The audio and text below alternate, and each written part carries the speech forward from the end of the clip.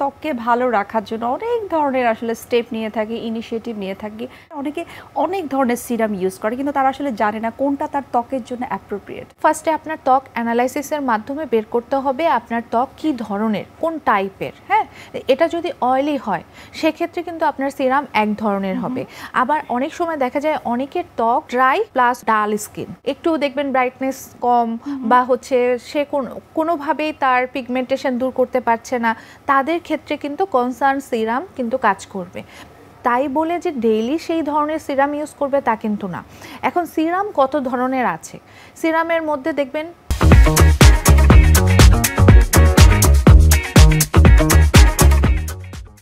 Recently moisturiser ব্যবহার করা হয় হাইয়ালুরোনিক অ্যাসিড সিরাম।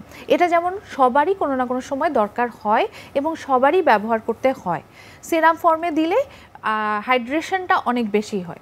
প্লাস হচ্ছে যার পিগমেন্টেশন থাকবে বা কালো দাগ থাকবে বা ব্রণের দাগ থাকবে, তাদের ক্ষেত্রে আমরা কি বলি, নায়াসিনামাইড সিরাম এবং এর পাশাপাশি আলফা আরবুটিন সিরাম। হ্যাঁ, আলফা আরবুটিন সিরাম কিন্তু আমরা অল্প মাত্রায় দেই। এটাতে হয় কি, দাগটা হালকা হয় প্লাস অনেকক্ষণ ধরে হাইড্রেশনও মেনটেন হয়। এটা হাইয়ালুরোনিক অ্যাসিডের সাথে দিলে বেটার। তাছাড়া ভিটামিন সি সিরাম অনেকেই ইউজ করে। কারা ইউজ করে? যাদের ফেস বেশি অয়েলি, তাদের ক্ষেত্রে আমরা ভিটামিন সি সিরাম ইউজ করলে কোনো প্রবলেম হয় না, তারা ইউজ করতে পারে।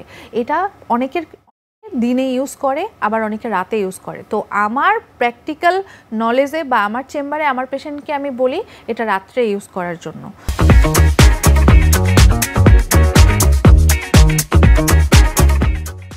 বা সকালে যাদের ক্ষেত্রে স্যুট করে তারা ইউজ করবে, সবাই না।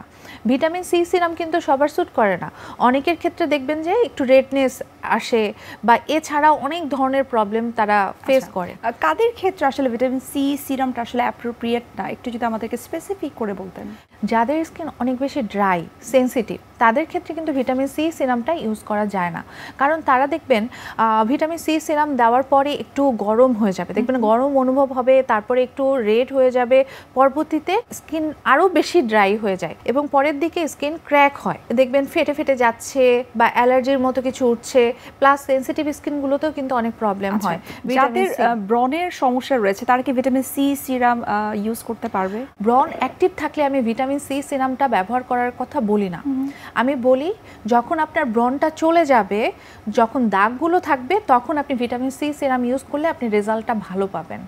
তো সেক্ষেত্রে ভিটামিন সি ইউজ করতে পারে, বাট ব্রণের পরবর্তী যে দাগটা থাকবে সেক্ষেত্রে